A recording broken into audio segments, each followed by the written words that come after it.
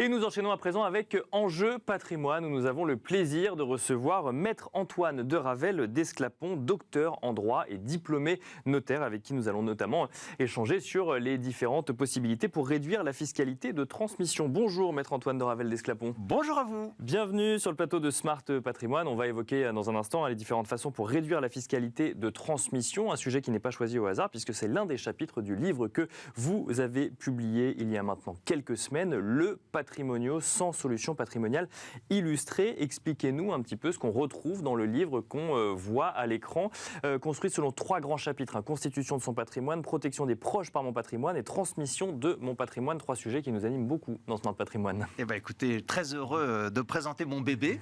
Donc l'idée est toute simple, dans sa vie professionnelle, en particulier le CGP, le conseiller patrimonial au sens le plus large, mais bien évidemment tout à chacun, aussi les étudiants pour le devenir, vont face à un client avoir à peu près 100 questions qui vont toutes être toujours les mêmes. D'accord. Comment fonctionne une copropriété ? Comment fonctionne ou dysfonctionne une indivision, comment se déroule une succession, quelle est la fiscalité, la différence entre l'IR et l'IS, qui hérite de moi, voilà. Et donc j'ai catalogué ces 100 questions, je les ai énumérées, je les ai triées, comme vous le dites très justement, avec 3 grands chapitres, se constitue un patrimoine, les 50 premières questions, protéger ses proches par son patrimoine, les 20 questions suivantes, et transmettre son patrimoine, les 30 questions. Et pour chacune de ces questions, j'ai apporté la réponse avec mon expertise du quotidien, de manière extrêmement visuelle, parce que c'est un ouvrage agréable à lire, vous avez envie de lire le Patrimonio, et d'autre part avec des explications, le principe, les exceptions, les petites subtilités, les stratégies, les pièges à déjouer, etc. Alors, on ne le voit pas à l'écran, mais c'est un ouvrage assez original déjà dans sa forme, puisqu'en fait, on est non pas sur une lecture verticale mais horizontale et avec à chaque fois la théorie et le schéma.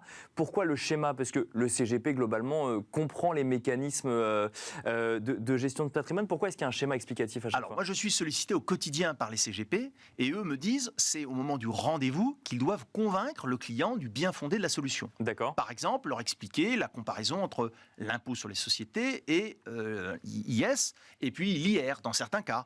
Par exemple, d'expliquer comment fonctionne une société civile ou la fiducie. D'accord. Et le schéma est 1000 fois plus impactant. Et là, ce sont des schémas qui ont été étudiés pour justement être efficaces, agréables en rendez-vous et leur donner la réponse. Et alors, comment est-ce qu'on fait pour dessiner un schéma qui va nous expliquer le fonctionnement de l'IS ou de l'IR ? Là, j'imagine qu'il faut quand même un petit peu de créativité. Alors, il y a des tableaux. Oui, bien sûr. Alors, quand je dis un schéma, on va dire plus largement un visuel. Oui, bien sûr. Donc, ce sont des tableaux, par exemple, la différence entre tutelle, curatelle, mandat effet posthume, mandat protection future. Donc, il y a effectivement beaucoup de tableaux avec des barèmes fiscaux. L'objectif, c'est qu'ils puissent, en rendez-vous, moi, j'accompagne vraiment ceux qui veulent se différencier par le conseil. Donc, ils vont dire, vous me posez telle question, eh bien, je prends de manière très conviviale, puisque vous avez montré que simplement en glissant sur la tranche, on pouvait savoir exactement quelle était la partie de l'ouvrage qui concerne la question client. Et là, il va trouver une solution et il va lui présenter en lui disant, voilà par exemple, la corrélation entre l'espérance de gain et le risque. Ah oui, effectivement, investir dans les crypto-monnaies, c'est plus risqué que d'investir dans un livret A. Il y a un sujet crypto-monnaie dans le Patrimonio ? Alors, ça fait partie, exactement, ça fait partie de la hiérarchie des investissements. Et alors, alors ça, c'est une vraie question. Comment on fait quand on rédige un ouvrage qui est censé durer dans le temps pour prendre la parole et donner de l'information sur des sujets aussi mouvants, par exemple, que l'évolution des crypto-monnaies, mais ça vaut pour plein d'autres sujets d'investissement. Bien sûr. Alors, au départ, l'éditeur, qui est Arnaud Fresnel, donc c'est l'éditeur de référence de Vademecum, qui est très connu en gestion de patrimoine, lui disait, non, on va mettre un numéro millésimé. C'est comme les vins. Oui, voilà. Bien sûr. Mais, oui, parce que ça évolue d'une année à l'autre. Exactement. Que ce soit la et puis réglementation après, ou autre. exactement. Mais à la réflexion, en le lisant, vous voyez, c'est pas moi qui est positionné de manière ou d'une autre, mais en le lisant, il dit, mais c'est tellement des fondamentaux que dans un an, il y a 80-90% du contenu qui sera le même. La société civile, dans un an, ça sera la même. L'indivision, ce sera la même. Qui hérite de moi, c'est la même. Alors, bien évidemment, on met à jour en permanence. L'ouvrage, il se vend quasiment dans les 10 jours des nouvelles sorties. Donc, dès qu'il sort, dans les 10 jours, il faut le réimprimer. Donc, évidemment, je passe mon temps à faire des micro-mises à jour qui fait que quand vous achetez le Patrimonio, on peut notamment le trouver sur lepatrimonio.fr, eh bien, très facilement, vous allez avoir tranquillement la toute dernière version avec les derniers barèmes. Oui, parce que notamment, ça a été dans l'actualité récemment, les niches fiscales, par exemple, peuvent évoluer ou ce genre de choses. Peuvent évoluer, mais pour l'instant, ce n'est pas encore le cas. Néanmoins, là, on est vraiment sur des fondamentaux. Donc, bien sûr, vous avez le barème de l'impôt sur le revenu, vous avez le barème de l'IFI, vous avez bien sûr, mais ce qui est plus intéressant encore, c'est de voir qu'il y a des principes fondamentaux qui eux, ont une très grande stabilité. Exactement. Alors, 100 solutions patrimoniales illustrées, vous allez nous en évoquer une. C'est moi qui l'ai choisie avant l'émission, la solution 94, puisque je trouve que c'est quand même globalement en lien avec les sujets de dons ou de transmission qu'on peut envisager avant la fin d'une année civile. Et la question que j'ai envie de vous poser, c'est comment réduire la fiscalité de transmission. Est-ce que, par exemple, on peut procéder à des dons avant la fin de l'année? Tiens, je vous transmets le patrimoine si jamais vous voulez bon ouvrage. trouver quelques des... Alors, effectivement, c'est tout à fait révélateur comme question, à savoir que le conseiller peut être sollicité pour expliquer l'intérêt de l'anticipation de la transmission. Il a son patrimoniaux et là, hop, il se dit, on est dans la transmission, anticipation de la succession. Donc, simplement sur la tranche, il peut naviguer. Il va pouvoir trouver, là, fiche 94, comment puis-je réduire la fiscalité de transmission avec un schéma. Et que va nous raconter ce schéma? Eh bien, tout simplement que plus le temps s'écoule, plus la fiscalité successorale sera élevée. D'accord. Et le schéma l'explique de manière très très visuelle. Premièrement, la valeur de votre actif brut va augmenter.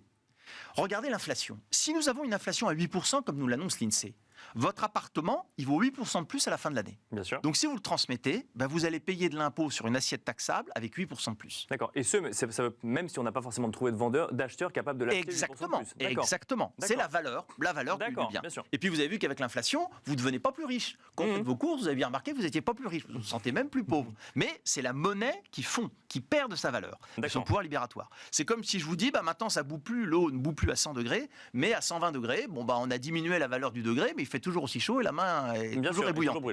Exactement. Deuxième argument, vous avez un abattement, 100 000 euros par parent, par enfant, qui se renouvelle tous les 15 ans. Mais aussi toute la progressivité de l'impôt. Donc là encore, vous avez 2 parents, 2 enfants, ça fait 400 000. 400 000, tous les 15 ans, ça fait déjà un petit peu de sous. Troisièmement, réservez-vous les effris. Et l'usufruit, il perd 10 points dans sa valeur fiscale tous les 10 ans. Donc là encore, il y a des chutes brutales. Je passe les 71 ans, boum, je perds 10 points de capacité de transmission. Je passe les 61 ans, baf, encore 10 ans. Donc vous voyez, ça c'est un paramètre. Donc en fait, j'ai un patrimoine qui grossit d'un côté et je peux en transmettre de moins en moins plus j'avance en âge, c'est ça? Exactement. Et puis, il y a des phénomènes de dette déductible, il y a l'intérêt de la société civile avec une décote de 20%. Bref, tous ces éléments vont faire que le client spontanément, là, on a un discours rationnel parce qu'on s'adresse à des professionnels. Bien sûr, parce qu'on est basé sur des schémas. Exactement. Voilà. Mais de manière visuelle, il va dire, il faut que je transmette tout de suite. Et c'est après, ça, on a toutes les solutions. C'est ça la réponse, il faut transmettre tout de suite, c'est ça? Exactement. Après, on sait sécuriser, notamment par le biais des sociétés civiles, par un biais d'un certain nombre de conditions, de modalités qu'on va mettre dans la donation pour assurer la sécurité, notamment des donateurs. Alors, transmettre tout de suite, très bien, mais comment? Le mieux possible. Ouais, le mieux possible, merci. Ouais. Voilà, exactement. Donc, notamment la société civile. D'accord. Donc, j'ai un exemple tout simple. J'ai un bien, ici. Je le mets dans ma société civile avec les conseils patrimoniaux et je vous transmets les parts de la société civile. D'une part, sur un plan, c'est le cas de le dire, sur un plan purement fiscal, l'administration va tolérer une décote pour liquidité. Considérez que votre bien qui vaut 1 million, quand on le met dans une société, il vaut moins d'1 million. Ça déjà, c'est simple. D'accord, ok. Et deuxièmement, vous allez pouvoir mettre vos règles du jeu. Parce que dans une société, vous allez pouvoir garder la gérance, la gouvernance, vous allez pouvoir dire qui peut rentrer dans la société, vous vous méfiez de la belle-fille par exemple, mais vous aimez bien vos petits-enfants. Voilà, vous pouvez organiser les règles du jeu sur mesure dans la société. Une société vous gardez civile. Le contrôle et officiellement, vous avez transmis à vos enfants. Oui, c'est ça. C'est que quand on est dans une société civile, on n'est pas le seul actionnaire de la société civile. Exactement. On a fait rentrer ceux dont on veut... qui on veut dans le club. Dans le club, on peut mettre un vigile devant le club.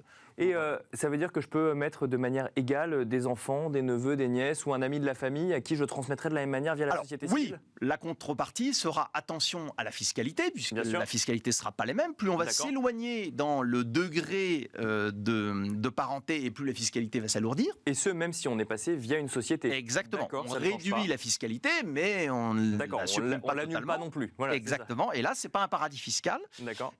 En tout cas, totalement. Et puis, deuxièmement, il y a l'aspect aussi de réserve héréditaire. Le but n'est pas de déshériter ses enfants, c'est d'assurer vraiment une transmission. Si on regarde maintenant dans, j'allais dire l'actualité, ou en tout cas la temporalité, on est proche des fêtes de Noël, les dons qu'on peut faire à ses enfants, ses petits-enfants ou autres, dans une envie de faire plaisir tout de suite, mais en même temps d'anticiper un peu la succession, c'est possible ça Alors, C'est un sujet glissant, mais comme D'accord. on parle de Noël, on est déjà en train de mettre les skis. Ouais. Donc ça Donc va pourquoi glisser, pas Ouais, c'est ça va glisser un peu.